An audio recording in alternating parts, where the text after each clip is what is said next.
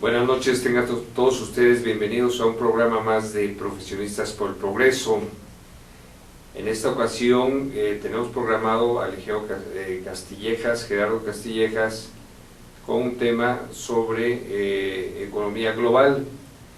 Por las cuestiones de cambio climático, aquí en la Ciudad de México pues ha habido fuertes lluvias que todos los capitalinos hemos estado sufriendo en un momento dado, pero Gerardo viene un poquito retrasado. Mientras tanto aprovecharé el tiempo para comentarles temas importantes sobre congresos.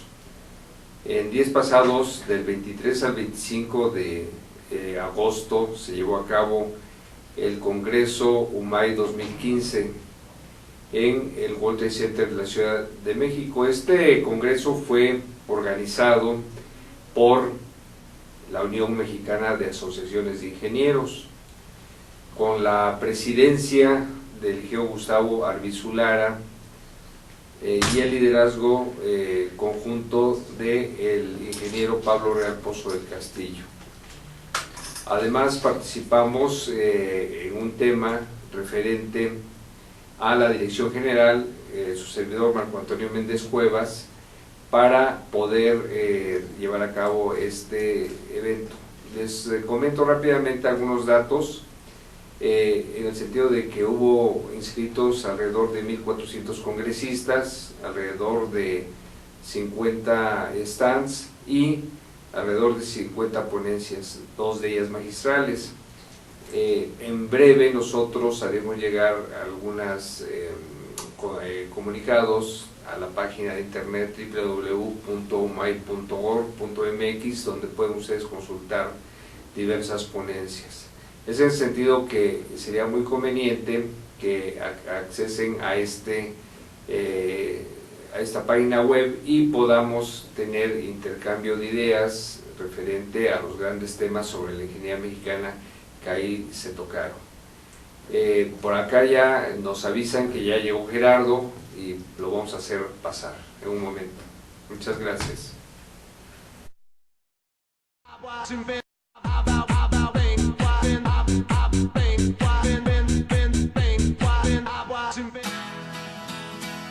Crea tu propio negocio. Haz realidad tu proyecto. Comparte ideas para ganar dinero. Impulsa y entrena tu talento. Procura emprendimientos rentables y con futuro. Empieza hoy. Dayman, la receta del éxito. Dayman, por más de 7 décadas y con presencia en más de 9 países, se ha consolidado exitosamente como una empresa que desarrolla, fabrica y distribuye colorantes, saborizantes y productos alimenticios por excelencia. Nuestros productos abastecen a una amplia industria dedicada al manejo de alimentos micro, pequeña y de media a grande escala, ya que estos cumplen con altos estándares de calidad a nivel nacional e internacional y están elaborados para satisfacer las necesidades del mercado y gustos de nuestros consumidores.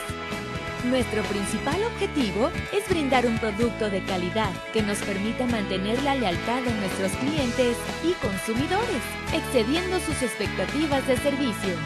En Dayman desarrollamos la creatividad e impulsamos al máximo nuevos negocios.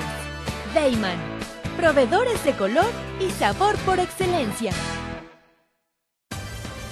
Con Trujillo Betanzos y Asociados, tus proyectos están en buenas manos. Trujillo Betanzos y Asociados te ofrece servicios de fe pública en materia mercantil, asesoría legal, contable, fiscal y de negocios, litigio civil y mercantil, valuación y asesoría financiera y área académica. Porque nuestros clientes son nuestros mejores amigos.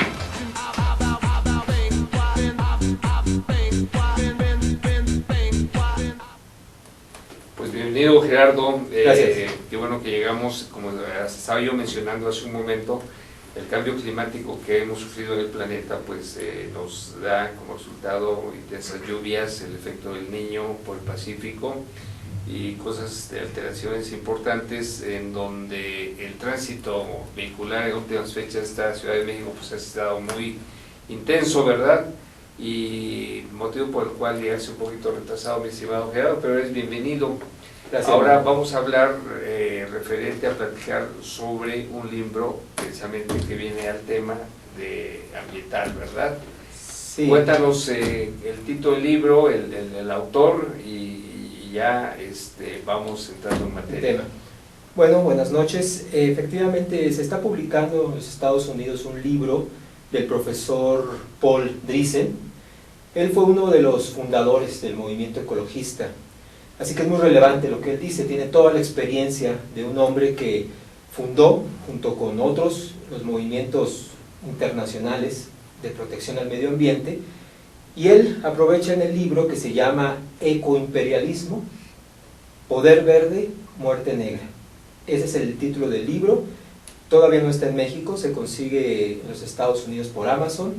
No sé si esté en tránsito una traducción, sería muy conveniente. El libro lo que trata es una historia detallada de cómo el movimiento ambientalista se transforma de lo que originalmente estaba concebido, movimiento para detener estos excesos, ¿no?, de contaminar el aire, el agua, y sobre todo que las naciones industrializadas empezaran a tomar conciencia de la protección al medio ambiente. Pero el movimiento ambientalista empezó a cambiar y fue tomado por élites gobernantes que encontraron en el ecologismo un mecanismo para imponer controles a las naciones, sobre todo a las naciones pobres. ¿Qué ha pasado en estos años? Bueno, Driesen lo dice en su libro. Nuestra fundación, que es el movimiento de Lyndon LaRouche, hemos también dado mucho seguimiento a qué ocurrió después de los 60s, cuando comenzó en los Estados Unidos lo que se llama la revolución postindustrial. Lo que ocurrió es que las naciones empezaron a adoptar esta, que no es ciencia, la ecología es una ciencia, pero el ecologismo no es una ciencia, es una ideología. Y se impone en las naciones. ¿Cómo? Hay muchos mecanismos, estamos, y hemos abordado este tema, estamos dándole seguimiento porque empezó por la prohibición de los insecticidas. Tuvimos que se prohibió el DDT, el mejor insecticida que ha existido en la historia, el de más amplio espectro, el más inocuo para la población. Ahí están las fotos, ustedes las pueden buscar en internet, donde el DDT se aplica intensivamente para erradicar las campañas, en campañas para erradicar el mosquito, la malaria, el dengue, e incluso a los niños se ven fotografías donde está el personal de Naciones Unidas lanzando DDT a niños que se tapan los ojos, niños que sufrían de piojos y diferentes larvas. Era directamente aplicado. No hay ninguna prueba contundente que demuestre que el DDT es peligroso para la humanidad o para los animales. En 2006 la Organización Mundial de la Salud quitó la prohibición, y uno diría, bueno, con el mejor insecticida, que además es muy fácil de hacer, muy estable, ¿por qué no se volvió a utilizar? Por el movimiento ecologista. Entonces el DDT no se usa y se han empleado otros insecticidas que tienen problemas diversos. No tienen el mismo espectro, sí tienen alguna afectación, pero después de los insecticidas empezaron a prohibirse los pesticidas, que son los que se utilizan para la agricultura, para aumentar el rendimiento cuando llegan gusanos. Por ejemplo, cuando hay humedad excesiva, los agricultores sufren mucho porque proliferan los gusanos y hay que extinguirlos. Entonces empezó otra vez el movimiento ambientalista mundial a decir, es que hay problemas, los pesticidas traen cáncer. Igualmente hubo mucha propaganda, pero no se presentaron estudios, y mucha presión a los gobiernos. Así como el DDT, los pesticidas empezaron a retirar, y ahora hay una campaña, el país que utiliza un pesticida se van encima de él. Después empezó una campaña intensa donde se decía que el planeta, que tiene un hoyo, la capa superior de ozono que nos protege, tenía un hoyo, y que ese hoyo era producto de la actividad humana. Y se hizo una campaña enorme porque se estableció que los refrigerantes que se usan para la industria precisamente de la refrigeración, el Freon 12, que por cierto México era un buen productor de Freon 12, se prohibió porque ese era el problema. Uno de los compuestos que al subir a la atmósfera destruía la capa de ozono. ¿Por qué ya no se habla de esa capa, de esa destrucción de la capa de ozono? Porque no pudieron demostrar que el hoyo se hace en el hemisferio sur del planeta, pero la actividad industrial está en el hemisferio norte, y la principal uso de aerosoles y de freones pues se hace en el hemisferio norte del planeta, donde está Europa, los Estados Unidos. ¿Por qué el hoyo está en el sur? ¿Y por qué el hoyo a veces se hace grande y a veces es pequeño? Porque es un fenómeno completamente natural, producto de las corrientes de viento que se hacen en el polo sur, unos vórtices enormes, y que suben en forma de remolinos y alcanzan las capas altas de la atmósfera. Entonces, como no pudieron demostrarlo, simplemente se quedaron callados, pero nunca hubo una disculpa de decir, bueno, nosotros los científicos o las agencias que dijimos que la capa del hoyo de ozono estaba alterada por el ser humano, nos equivocamos. Eso no existe para ellos. Después se prohibieron, pese a todo, los freones se siguen prohibiendo.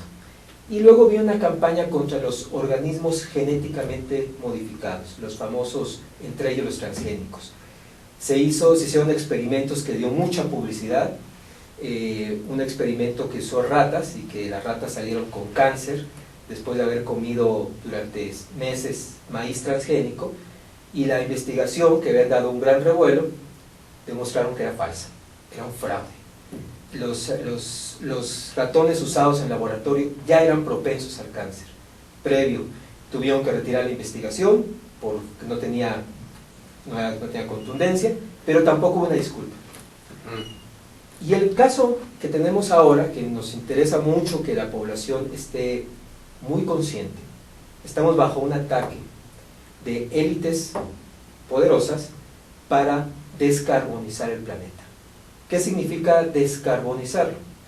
Quiere decir que las emisiones de dióxido de carbono se tienen que reducir a cero. Ahora, algo que los ecologistas no quieren reconocer, nunca lo quieren debatir, son las consecuencias de las medidas. ¿Cuántos millones de personas han muerto por dengue desde que se prohibió el DDT? Se calcula que 1 millón de personas cada año mueren en países pobres porque no hay un insecticida eficaz para acabar con los mosquitos. En el sureste del país tenemos problemas graves, en Tabasco, tantas lluvias, y no se puede usar DDT. Entonces sí hay consecuencias. ¿Cuántos miles de toneladas de alimentos no se pudieron refrigerar porque estaba prohibido el freón y se tuvo que usar un sustituto muchísimo más caro, y que solamente algunas naciones como Estados Unidos o Alemania podían fabricar ese sustituto? ¿Cuántas toneladas de alimentos se echaron a perder porque no había cómo conservarlas? ¿Qué pasa si el planeta, como dicen los ecologistas, ya no depende del dióxido de carbono, ya no va a emitir dióxido de carbono? Lo que va a pasar es que se va a colapsar la sociedad. Es muy cómodo para un ecologista sentado en su escritorio gozar de todo lo que significa una economía basada en carbón. Vivimos una economía basada en carbón, los combustibles. Y no es que hay gente romántica, yo digo bastante tonta, que dice, es que yo puedo estar muy bien con un panel solar en mi casa y tengo la energía que requiero. Sí, la energía que requiere un hogar es realmente pequeña, pero la energía eléctrica sirve para mover los hospitales, para hacer funcionar las oficinas, los hospitales, el transporte, la infraestructura, las fábricas. Las fábricas. Piensen, aquí a nuestros queridos televidentes, piensen un día que no vayan a emplear en 24 horas la luz, la energía eléctrica. ¿Cómo es su vida? Pues esa es la vida de los africanos, de muchos. Toda la zona subsahariana, en muchas partes de África, la gente no tiene energía. ¿De dónde obtienen su combustible para cocinar? De madera, de estiércol, y lo que se ve en las chozas donde viven las mujeres africanas, traen al niño colgado en una especie de rebozo y cocinando con madera o carbón a veces, y respirando todo el tiempo ese humo dentro de las chozas. hay miles, cientos de miles de enfermedades respiratorias mortales porque la gente pasó años, las mujeres y los niños que traen colgando, pasan todo el tiempo respirando esos gases. Entonces, son consecuencias directas. Así que nadie puede decir, bueno, pero todo sea porque el medio ambiente esté limpio. Eso es un fraude. El libro de Paul Drizin ayuda mucho a entender cómo es que se gestó ese fraude y por qué la población ha sido tan susceptible o tan débil en creer argumentos que, como decía Marco, no tienen fundamento científico. Hay una cantidad enorme de buenos científicos que han estado marginados porque publican, investigan y refutan todas estas ideas. Si tú eres un científico, aún con renombre, y publicas y tienes trabajos donde demuestran que todas estas modas, estas tendencias ambientalistas son falsas, tú no recibes no solamente cobertura en las revistas, tampoco recibes financiamiento, porque los gobiernos están sujetos a que no se promuevan esas investigaciones. Pero si eres alguien que usa tu prestigio para respaldar esas tesis, mira, te llega el dinero y en grande. Entonces, si hay un sesgo político, y sobre todo hay una determinación de esa élite gobernante, un ejemplo que hemos dado es los propios reyes de Inglaterra. El príncipe Felipe, es el esposo de la reina Isabel, príncipe consorte, él es un ambientalista de muchos años, financia agencias conocidas, Greenpeace o World Wildlife Foundation, que están en todo el mundo esparciendo estos fraudes. Y hay mucha gente que se va uniendo a ellos por razones ideológicas o por razones también de ventaja económica para esparcir esos fraudes. Este rey, este príncipe consorte, en su autobiografía, dice claramente, si yo muriera y pudiera reencarnar, lo haría como un virus mortal, para ayudar en algo a la sobrepoblación del planeta. Y tienen todo el tiempo esa idea que también se la ponen a la población. El planeta sufre de falta de recursos porque hay exceso de gente. Y nos faltan recursos. Es más, no deberíamos, y eso lo ha dicho la Fundación Mexicana de Derecho Ambiental, el director, que se llama creo que James Reich, dijo, a nosotros nos importa un comino los pobres. ¿Por qué?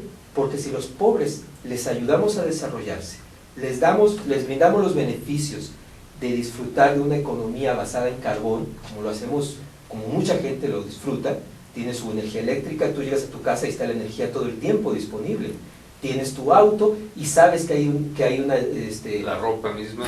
Todo, los electrónicos que traes, donde estamos sentados, todo, etcétera. Disfrutas de una economía de carbón. Así es. Entonces, ¿por qué no brindar beneficio a los demás? Lo que ocurre es que estas fundaciones de protección al medio ambiente no les importa a la población, porque ellos dicen, su argumentación es, los recursos faltan. Y si faltan recursos, entre más seamos, menos recursos y no nos alcanzan para todos. Claro, ellos ya los disfrutan, Claro. otros no. Esa es una falacia completa de la ciencia, absoluta. Los recursos que usamos los humanos no nacen, no existen ya. No hay ningún recurso que digamos, es que ya estaba ahí. Es el talento humano quien convierte un elemento en recursos. Pensemos en el carbón. El carbón lo convierte el ser humano porque se da cuenta que tiene más poder calorífico que la madera. Entonces ya no empleaba la madera, por ejemplo, para sus máquinas de vapor, tuvo que emplear un poder calorífico más fuerte, que era el carbón, Sí. y la humanidad avanzó gracias a un nuevo energético. Claro. Pero el carbón se empezó a dejar de usar para utilizar los hidrocarburos que tienen un poder mayor.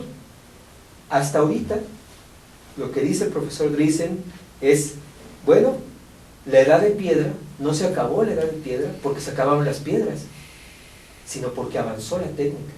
Y la edad de bronce tampoco se acabó porque se hubiera acabado el bronce, sino porque se encontró un metal superior que era el hierro. Igual, ¿qué va a pasar cuando se acabe el petróleo? ¿Qué va a ocurrir? que tenemos y ya está el combustible, está listo para usarlo, si quitamos estas obstrucciones de los grupos ecologistas. Y es la fuerza que está contenida dentro del núcleo de los átomos. Es la energía atómica, el futuro de la humanidad. No es casual que China está reavivando con muchos países la era nuclear, detenida durante casi 40 años. China está construyendo una infraestructura nuclear realmente importante, casi 28 plantas nucleares en construcción. En el mundo hay ahorita ya en construcción 64 plantas nuevas y hay otras 68 planificadas para empezar a construirse en 5 o 6 años. El mundo va a empezar a retomar la era nuclear. México debe retomar ese programa que abandonamos en 1982, cuando había un proyecto nacional de López Portillo para que México tuviera 14 plantas nucleares, de las cuales se construyó una. Laguna Verde, en Veracruz. En Veracruz, totalmente funcional, una planta que ha mostrado con creces la ventaja enorme de invertir en energía absolutamente limpia. Bueno, sí hay limpia, no emite gases a la atmósfera. Ciertamente los residuos radiactivos, que en un momento dado fueron muy difíciles de manejar, o no se podía hacer otra cosa más que almacenarlos y enterrarlos, ahora existe el reprocesamiento de combustible. Se puede aprovechar 95% de los combustibles quemados. De manera que la energía nuclear es lo que se propone ser la que reemplace al uso a los hidrocarburos. Pero los ecologistas también se oponen a la energía nuclear, como también se oponen a la hidroelectricidad. Y ponen argumentos de todo tipo. O sea, el movimiento ecologista internacional se opone a cualquier tipo de generación de energía confiable. ¿En qué se basan? En que la gente se convenza de que tenemos que tener paneles solares, aerogeneradores, y que eso puede reemplazar, tal vez no pueda reemplazar del todo a los hidrocarburos, pero al menos no vamos a contaminar. Y eso es, por decir poco, por decirlo suavecito, es criminal. Si a una nación la condenas a usar su energía a través de aerogeneradores y de paneles solares, nunca la población no solamente no se va a poder desarrollar, porque no tienen densidad energética. Nosotros decimos siempre, es que usar aerogeneradores es la tecnología de Don Quijote. Es una forma realmente muy primitiva de generar electricidad con el viento. El viento es totalmente variable. Las instalaciones tienen que ser muy grandes. Cada aerogenerador, si alguno ha visto un aerogenerador de cerca, es un monstruo, ¿no? La propia góndola que está donde está el generador pesa casi 80 toneladas, la columna que soporta eso pesa casi 100 toneladas, las aspas son gigantescas, casi 50 toneladas de aspas, para generar así, un poco de energía. Entonces las naciones deben de recapacitar, como los gobiernos se han volcado hacia esta corriente, porque ahora es muy snob para los políticos decir que protegen el medio ambiente, supuestamente les da votos, entonces ahora son ambientalistas.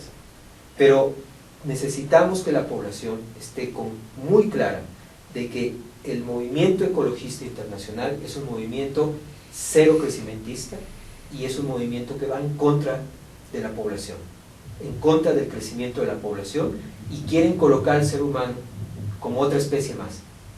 No somos otra especie más. Somos la única especie que puede darle viabilidad a que otras especies subsistan. Muy bien. En ese sentido, la tesis que manejan en el libro es en el sentido de que las economías más, digamos, ricas del mundo, los países que siempre han prevalecido en el desarrollo tecnológico, de alguna manera están coartando la posibilidad de un desarrollo de los pueblos en vías, ¿no? De los pueblos que económicamente no han sido desarrollados y tecnológicamente, es un movimiento, digamos, en pro de esa política a nivel general, por lo que comentas, el príncipe consorte, que de alguna manera está haciendo una campaña, ¿verdad?, precisamente para promover todos estos movimientos ecologistas y los cuales precisamente tratan de limitar el uso de las energías que pueden verdaderamente dar un impulso de crecimiento y de desarrollo de los países. Pero esto pues no es nuevo, ¿verdad? Son también economías y países simplemente conservadores, ¿no? No olvidemos, por ejemplo, estaba leyendo que la reina Isabel el día de hoy se convierte en la reina más longeva, no de Inglaterra, sino del mundo en general. Es en ese sentido que pues la tradición inglesa en este caso pues prevalece, ¿verdad? Ya superó a su tatarabuela, la reina Victoria. Entonces, así como se dan ese tipo de tradiciones, probablemente tengan una idea muy conservadora para lo que la humanidad debe ser, ¿verdad? Eso es en cierta manera lo que se plantea en la publicación. Sí, sí, además hay que ir un poco a la historia. Sí. El reverendo Malthus, muy famoso, un autor muy citado porque fue el primero, supuestamente porque él también no fue el primero, en que demostró que mientras que la población va creciendo, la población humana va creciendo geométricamente, los alimentos van creciendo aritméticamente. Entonces, frente a un crecimiento geométrico que se va multiplicando, los alimentos solamente crecen en forma de aritméticamente sumándose. Mientras la población crece 2, 4, 8, 16, 32, los alimentos crecen 1, 2, 3, 4. Y este simplismo, porque es un simplismo, no resiste un análisis, no ocurre así. Cada evento, cada incorporación de una nueva tecnología dispara la producción de alimentos. Y lo vimos en los 40, México fue un testigo de eso, cuando se introdujo las técnicas del gran agricultor estadounidense Norman Borlaug, que estuvo en México y después fue a la India.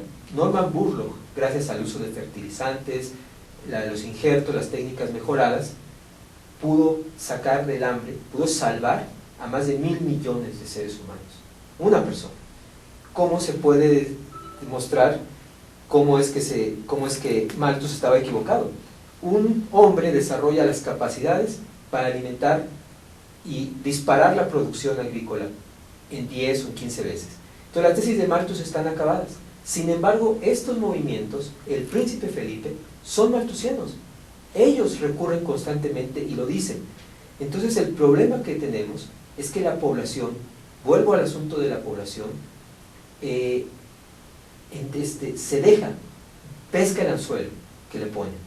Y tú escuchas a la población, nosotros hacemos mucho trabajo en las calles, en las universidades, en instituciones, y la gente constantemente dice, es que somos demasiados. Ese es el problema. No, el problema es la falta de desarrollo. ¿Qué está más contaminado? Las regiones de Etiopía, donde hay un desastre natural, donde hay una tala y misericordia de árboles, porque la gente tiene que utilizar un combustible. ¿Qué está más contaminado? ¿Etiopía o la zona del Ruhr de Alemania, donde está la gran industria pesada alemana? Y uno se va a dar cuenta que está más contaminado, más destruido Etiopía, porque no tiene tecnología, no puede tratar sus industrias, no tiene ni siquiera industrias. Alemania tiene, y ahora ha avanzado mucho, todos los sistemas de captura de carbono, los sistemas de depuradores. Realmente la industria ha avanzado muchísimo para impactar lo menos posible.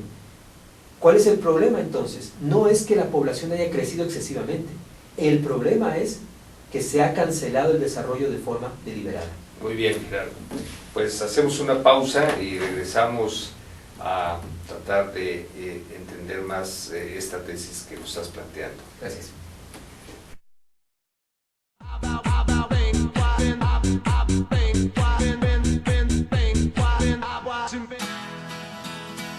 Crea tu propio negocio. Haz realidad tu proyecto. Comparte ideas para ganar dinero. Impulsa y entrena tu talento. Procura emprendimientos rentables y con futuro. Empieza hoy. Dayman, la receta del éxito. Dayman, por más de 7 décadas y con presencia en más de 9 países, se ha consolidado exitosamente como una empresa que desarrolla, fabrica y distribuye colorantes, saborizantes y productos alimenticios por excelencia. Nuestros productos abastecen a una amplia industria dedicada al manejo de alimentos micro, pequeña y de media a grande escala, ya que estos cumplen con altos estándares de calidad a nivel nacional e internacional y están elaborados para satisfacer las necesidades del mercado y gustos de nuestros consumidores. Nuestro principal objetivo es brindar un producto de calidad que nos permita mantener la lealtad de nuestros clientes y consumidores, excediendo sus expectativas de servicio. En Dayman desarrollamos la creatividad e impulsamos al máximo nuevos negocios. Dayman, proveedores de color y sabor por excelencia. Con Trujillo Betanzos y Asociados, tus proyectos están en buenas manos. Trujillo Betanzos y Asociados te ofrece servicios de fe pública en materia mercantil, asesoría legal, contable, fiscal y de negocios, litigio civil y mercantil, valuación y asesoría financiera y área académica. Porque nuestros clientes son nuestros mejores amigos.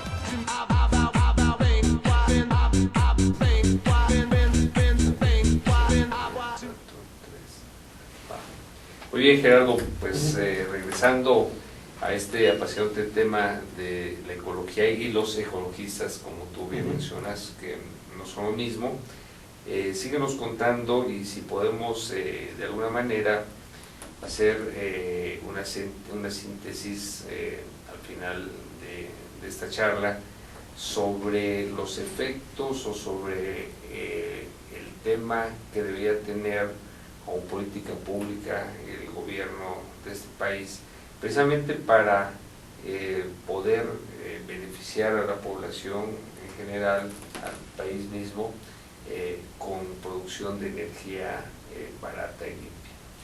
Bueno, hay un problema. México ha firmado en los últimos años muchos compromisos de corte ecologista, compromisos que obligan a que el país se descarbonice, que se reduzca drásticamente su emisión de CO2. Eso solamente se puede hacer o cancelando la industria o haciendo una enorme inversión en sistemas de depuración. La industria mexicana no está en capacidad de hacer esas inversiones, tampoco va a haber créditos para ello. Entonces lo que se está básicamente planteando es, hay que reducir la industria. Para un país que requiere miles, cientos de miles de trabajos cada año, que requiere levantar sus manufacturas, extender, diversificar, es un suicidio. Entonces las metas que se establecieron no se van a cumplir, simple y llanamente porque sería condenar al país, sería condenar el futuro mismo. Entonces lo que se tiene que hacer es rechazar todos esos tratados, no tienen el valor más que ser un tratado internacional, y lo que tiene que respetarse es estricto apego a la Constitución. Y la Constitución lo establece con claridad: tenemos que preservar el bienestar de la población, ese es el propósito de la existencia del Estado, y esto atenta contra el propósito de ese bienestar. Una noticia breve es que hace principios de agosto, el gobierno de la India expulsó de su país a 900 organizaciones ecologistas encabezadas por Greenpeace, esta organización británica, y es un acto inédito, todas simplemente, y lo que dijo el gobierno fue que eran expulsadas definitivamente del país por ir en contra del beneficio, del bienestar de la población. Cualquier obra de infraestructura ellos se oponían, entonces se salen. Es lo que tiene que hacer México. Las reformas energéticas que se planificaron y se echaron a andar en México tienen una parte ambiental, por supuesto, y es grave, aunque lo más grave es que no tienen ninguna perspectiva más que una perspectiva de inversión inmediata, pero no hay ninguna planificación de futuro. ¿Qué se va a hacer en los próximos años cuando México requiere una parte de esa utilidad del petróleo para lanzar la nueva plataforma energética? si solamente se dispone como una mercancía inmediata para obtener ciertos recursos, pero no se invierte en las futuras plantas que se requieren, estamos en un aprieto enorme. Entonces, la orientación que deben tenerse es, tú tienes que ir preparándote para cuando el petróleo ya no exista o escasee tanto que ya no lo puedas utilizar. Entonces tendríamos que retomar el programa de López Portillo, de la energía nuclear, asociarnos a los países BRICS, los países que hemos comentado, la alianza de países BRICS, Brasil, Rusia, India, China y Sudáfrica, que están levantando esta gran infraestructura nuclear. Tenemos que aprovechar, todavía hay un potencial hidroeléctrico en el país, se requieren más obras de generación de energía, de gestión de agua. La infraestructura en el país es el gran rezago que tenemos. De manera que todo ciudadano, ese es nuestro propósito, entienda el ABC de cómo funciona una nación, para que no se deje sorprender por estos grupos anticientíficos, fuertemente ideologizados, que además, por principio de cuentas, no les preocupa realmente el medio ambiente. Si les preocupara el medio ambiente, estarían ellos buscando tecnología para que la industria tenga las capacidades de no lanzar agua sucia a los ríos, no lanzar contaminantes a la atmósfera, no echar basura, y eso es lo que tienen realmente que plantearse. Desgraciadamente las universidades, aún las principales del país, y en eso pasa en varias naciones, están secuestradas, también avalan todos estos fraudes. Así que esta es una idea de hay que crear debates, que vengan los científicos, tienen toda la autoridad para presentar, para hablar, y que vengan los ambientalistas y defiendan sus posiciones. Es curioso, pero los ambientalistas de renombre no debaten, se sienten con una petulancia que no van a debatir. Deben demostrar si sus ideas en realidad son lo que dicen que son, y lo que tenemos que hacer como ciudadanos es crear los espacios, crear la discusión con la población. Creo que ese es el mensaje que el doctor Driessen nos está mandando con este libro. Vamos a tratar tenemos ya una entrevista con él, la ponemos a su disposición, vamos a mandar a poner en el sitio de nuestro sitio electrónico el vínculo directo a la entrevista, está en español, está subtitulada, es muy importante que nuestros amigos la puedan ver. Nuestra página es www.larouchepac.com, Larouche,